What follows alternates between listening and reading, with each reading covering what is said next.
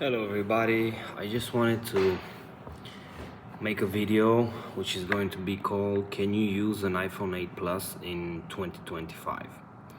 And the answer before I go on with the video is yes. I'm going to tell you why.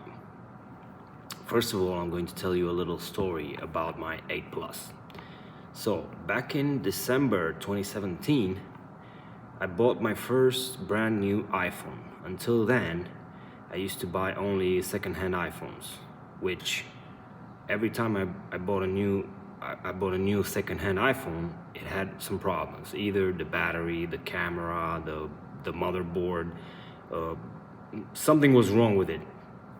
So in 2017, when I got my Christmas bonus at the company that I work, I said, fuck it, I'm gonna buy a new iPhone. And in 2017, there was the iPhone 8 Plus, the iPhone 8, and the iPhone 10. The iPhone 10 was a little bit more expensive, but I didn't want the Face ID. I still like the home button with the Touch ID. So I went for a 256 gigabytes black iPhone 8 Plus, which at the time cost me about, let me think, $950, something like that. That was like more than 7 years ago. So skip forward to 7 and a few weeks later, which is today, and this is my 8 Plus, all right? Which is in perfect condition because the phone always had a screen protector, a quality case from Spigen. I'm going to show you how it works. See? It's in perfect condition. No scratches, not even in the front. It's perfect. All right. So, at the moment, I use this phone as a spare phone. So, everywhere I go, I take two phones with me. This is my iPhone 13. I got this one a few months ago because I had a 14 Pro Max that I dropped on asphalt and it was completely dead. And only in a couple of weeks I will be able to fix it. So, until then, I got an iPhone 13 for $400, something like that. So every time I'm using my main phone, when the battery empties, I put it to charge, and then I use my iPhone 8 Plus because I have a rule: I never use my iPhone while it's charging. So let me show you everything. There is two problems with the phone. Besides that, the phone is working flawlessly. All right, so as you can see, I'm gonna turn it max brightness.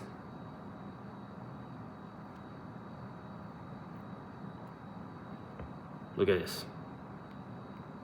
No lag. All right, let's see the camera.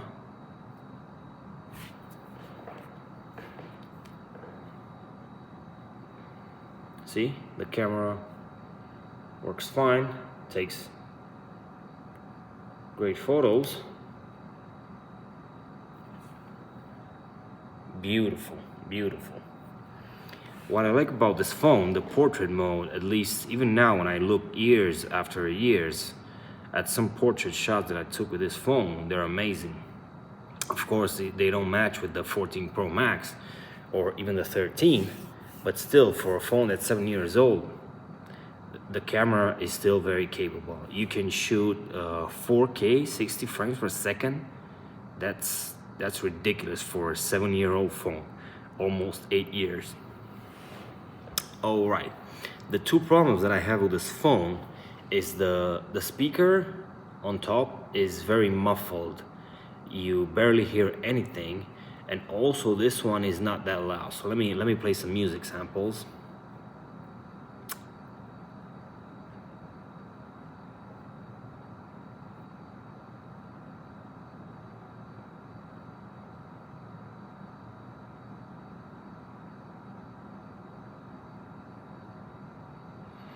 I'm looking for something that's not gonna give me a copyright.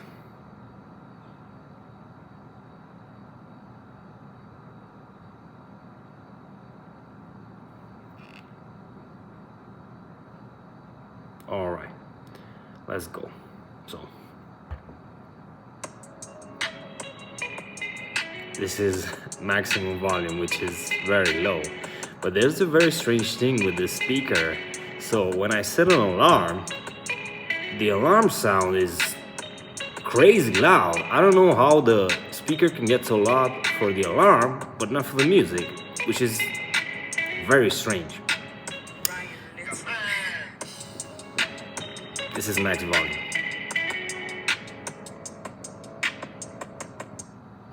Okay, this is the first problem that I have with the phone, but it's very manageable because most of the times I never use the speakers from the phone. I just use my AirPods or a Bluetooth speaker. All right, let's go to the second problem, the battery. 3 or 4 years ago, I changed the battery, but it wasn't an authorized Apple service, and they probably put a cheap battery in, and the most I get with this second battery, because I had to change the original one because it wasn't lasting anymore, the most I get with this like screen on time is 3 hours tops.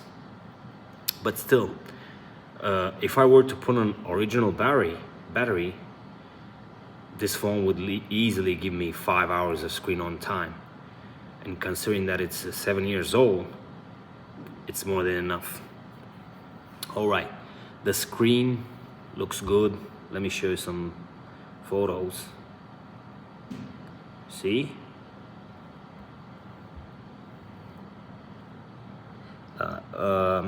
It's a little, you cannot see the perfect quality of the picture because you got the reflection. The screen looks good. The phone calls are great.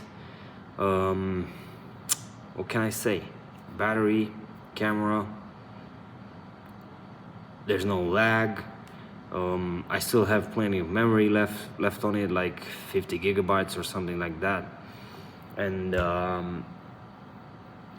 what am I going to do with this phone? I'm still using it every day. Even now, when my iPhone 13 is going to empty the battery, I put it to charge, and then I use this one until it's charging, until it's fully charged. I thought of giving it as a buyback when I buy a new iPhone, in case I didn't repair the iPhone 14 Pro Max that I got. But I said, no, I'm not buying a new iPhone like a 15 Pro Max or 16 Pro Max, because I would have to spend at least another $1,000, and the repair on the 14 Pro Max is $300-400, and the 14 Pro Max is still a very capable phone, a phone that would easily last me for the next 3 to 4 years, and I can do everything I need to do with it. The camera is great, the speaker is great, the battery is great. I don't know, I hear so many people complaining about the battery. Before I dropped my phone and it died, I would easily get 8, 9, 10 hours of screen on time with my iPhone 14 Pro Max. So let me get to a conclusion. If you my only advantage with this phone is that it's the phone that I got from new, but honestly, it's a great phone. It's a great phone. If you were to buy a second-hand one, I wouldn't recommend, because everybody who's selling a phone second-hand, they're selling it because they have a problem with it. It's not because it's working perfectly. And the last point that I wanted to make, I'm not gonna sell this phone. I'm gonna keep it forever. I mean, this is like a souvenir for me. This is like it's like a great memory. I'm going to keep this phone until it's literally going to die. I'm not going to be able to use it. So I hope every one of you enjoyed the video. If you enjoyed the video, give it a like, a comment, and until the next video, see you. Bye. Can you use an iPhone 8 Plus in 2025? Answer is yes.